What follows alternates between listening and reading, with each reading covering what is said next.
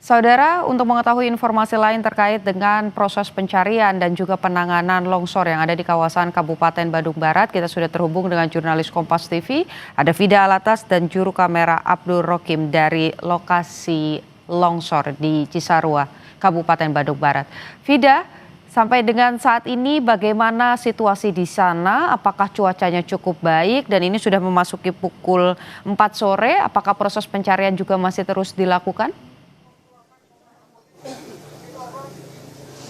Ya, Putu, proses pencarian hingga sore hari ini masih terus dilakukan, dan kalau kita berbicara mengenai cuaca, hari ini cukup mendukung, Putu, di mana tidak ada hujan lebat yang mengguyur kawasan Cisarua, utamanya di tempat pencarian korban longsor.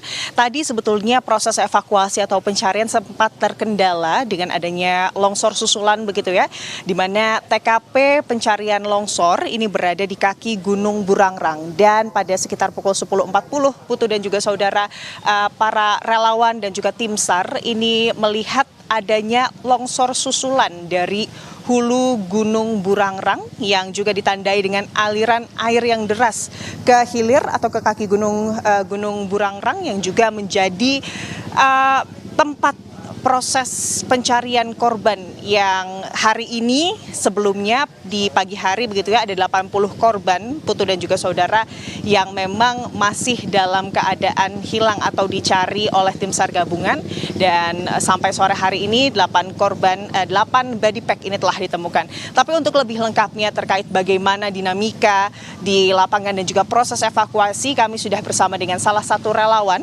dari pencarian korban longsor Cisarua, ada Mas Imam di sini. Selamat petang, Mas Imam. Selamat petang, Mbak. Selamat petang, Mas. Sejauh ini hingga sore hari ini kan cuaca kita bisa bilang mendukung ya, Mas. Tidak ada hujan besar yang diprediksi oleh BMKG sampai paling tidak detik ini begitu, Mas. Tapi tadi ada longsor susulan. Seperti apa, Mas, dinamika di lapangan? Tadi waktu sempat sebelum jam 12 siang memang kita diinformasi longsor dari hulunya Gunung Burangrang. Kami yang tadi ada di dekat TKP diminta untuk menyingkir terlebih dahulu untuk naik ke atas. Kemudian setelah dinyatakan kondusif, kita kembali lagi melakukan evakuasi pencarian korban ataupun harta benda milik warga yang tertimbun, Mbak, begitu. Kalau di tadi sudah ada 8 body pack begitu ya, Mas ya, yang ditemukan. Itu apakah ada titik khusus yang paling banyak ditemukan korban, dan itu di titik mana, Mas?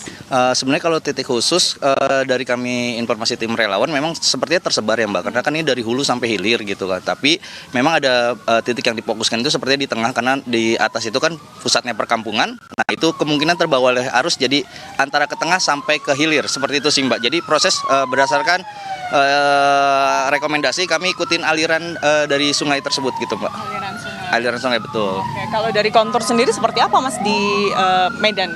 Kalau kontur ini tanahnya namanya perkebunan ya, jadi sepertinya lembek dan juga memang itu menyulitkan untuk kita bergerak melangkah gitu. Jadi kita harus lebih waspada dan hati-hati untuk proses evakuasi ataupun pencarian korban ataupun juga harta benda milik korban bencana longsor ini, Mbak. Seperti itu sih, Mbak.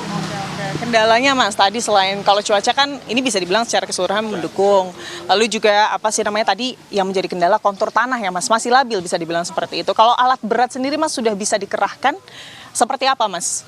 Sebenarnya kalau alat berat sendiri kami menginduknya mungkin nanti dari BPBD atau Basarnas ya. Tapi kalau kami yang di lapangan sendiri dari teman-teman relawan, kami secara mandiri manual itu kendala kami memang seperti alat-alat bantu perkakas, Mbak, seperti pacul, kemudian skop, linggis, karena banyak material yang harus diangkat gitu kan. Jadi kami membutuhkan beberapa perkakas seperti itu gitu, Mbak.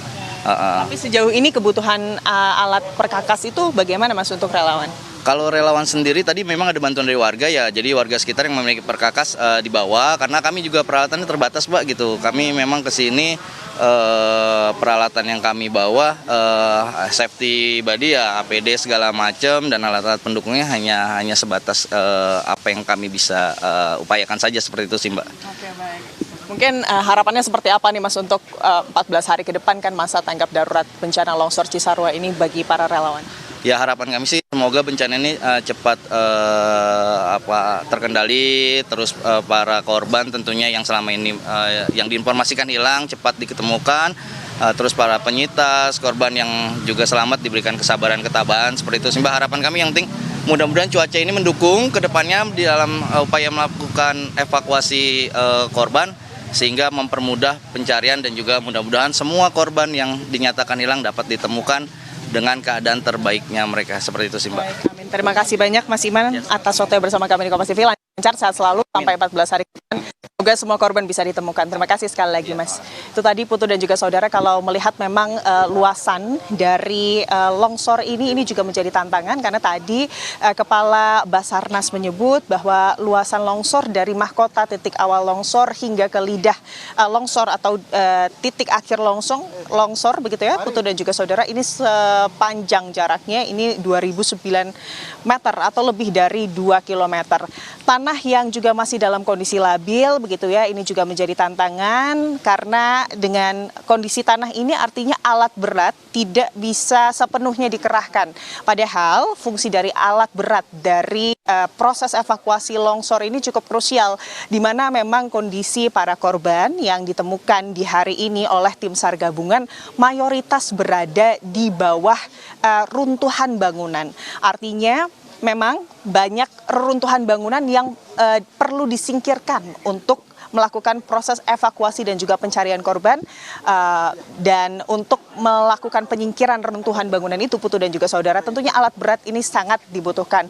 Untuk hari ini, Putu, alat berat yang baru bisa dikerahkan hanya 2 eskavator, dan itu pun eskavator mini atau eskavator berukuran kecil, tapi memang ini tentunya lebih membantu dibandingkan sebelumnya di hari pertama di mana alat berat belum bisa dikerahkan dan relawan ini hanya bisa menggunakan alat-alat manual seperti pacul dan juga perkakas-perkakas manual lainnya. Dan untuk dari kedalaman timbunan longsor sendiri, Putu dan juga saudara, ini juga menjadi tantangan karena memang informasi dari Kepala Basarnas tinggi dari tumpukan longsor ini mencapai sampai 8 meter.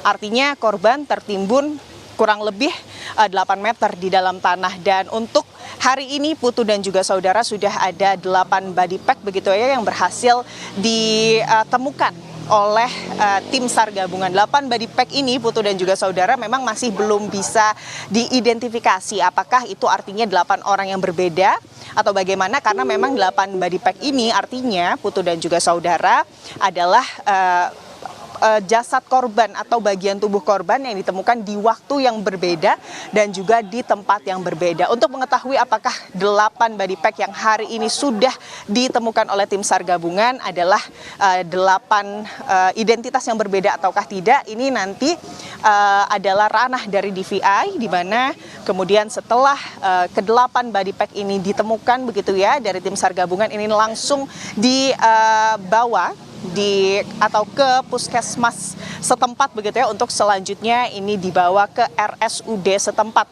untuk dilakukan identifikasi. Dan sampai hari ini, Putu dan juga saudara, di hari kedua ini sudah ada 19 body pack begitu ya yang sudah berhasil dibawa atau ditemukan oleh tim SAR gabungan, di mana hari ini ada 8 dan kemarin ini ada 11 body pack. Putu. Baik, jadi saya mau mengkonfirmasi lagi, Vida dan juga saudara, terkait dengan jumlah. Tadi ada sampaikan bahwa ini masih proses identifikasi, jadi belum mengetahui berapa orang yang kemudian sudah ditemukan, tapi ada 19 kantung jenazah. Jadi sampai dengan hari kedua ini, total yang masih dicari atau dinyatakan hilang, ini angkanya berapa, Vida? Artinya dengan adanya 18 body pack begitu ya yang berhasil ditemukan hingga siang hari ini, ada 72 orang yang masih dicari, Putu dan juga saudara. Itu informasi dari posko Basarnas begitu ya, ada 72 orang, karena kalau di pagi hari ini, Putu dan juga saudara, total korban hilang yang masih harus ditemukan atau masih harus dicari ini ada sebanyak 80 orang. Dengan ditemukannya 8 body pack, kemungkinan besar kalau dari Basarnas, artinya Basarnas masih fokus mencari 72 orang yang dinyatakan hilang lainnya. Tapi tentunya ini masih menunggu konfirmasi lagi dari DVI begitu ya, Putu dan juga saudara. saudara terkait apakah atau siapa-siapa sajakah identitas korban yang hari ini berhasil ditemukan oleh tim SAR gabungan Putu. Oke, Vida, bisa Anda jelaskan juga terkait dengan proses pencarian ini setiap harinya ini beroperasi apakah 24 jam begitu ya, shifting para relawan ini terus kemudian mencari atau hanya dilakukan pada pagi sampai dengan sore hari mengingat tadi yang Anda sampaikan juga masih ada longsor susulan dan kondisi tanah yang tidak stabil. Ya, kalau berdasarkan apel yang pagi hari tadi dilakukan dan juga dipimpin langsung oleh Kepala Basarnas, Putu dan juga saudara, memang proses pencarian yang secara umum dilakukan ini dilakukan pada pukul 8 hingga sore hari, tepatnya sekitar pukul 18 begitu. Dan nanti setelah pukul 18 para relawan ini juga akan digabungkan begitu ya, dikumpulkan untuk melakukan evaluasi dan evaluasi atau hasil evaluasi ini nantinya yang akan menjadi bekal untuk proses evakuasi dan juga pencarian korban di esok hari akan seperti apa. Kendala-kendalanya ini akan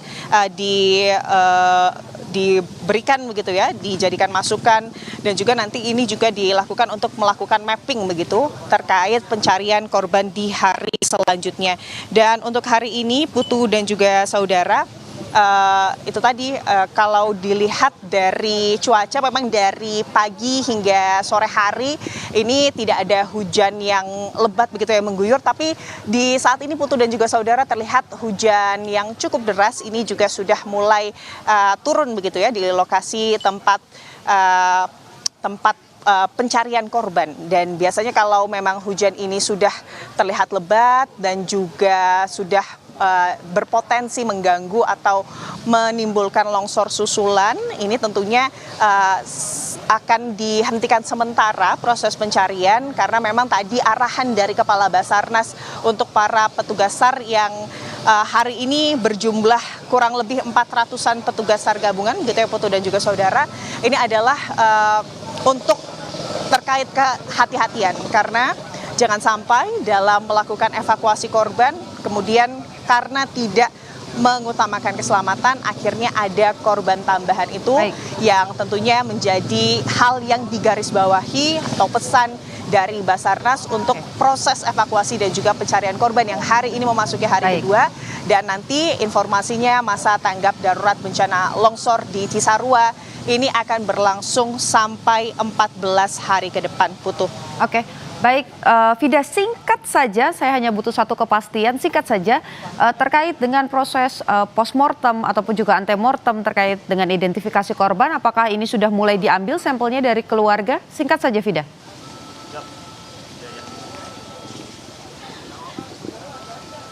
Ya, informasinya hal tersebut sudah dilakukan, Putu dan juga saudara, bagi warga yang merasa kehilangan keluarga atau kerabatnya.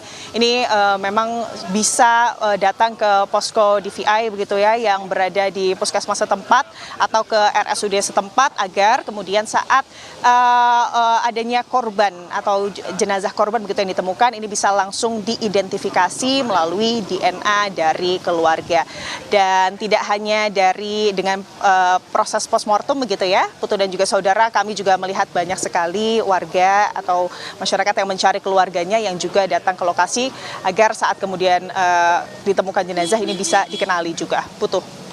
Baik, terima kasih jurnalis Kompas TV Vida Alatas dan juga Abdul Rokim yang melaporkan langsung dari lokasi pencarian korban longsor Cisarua. Selamat bertugas, tetap hati-hati.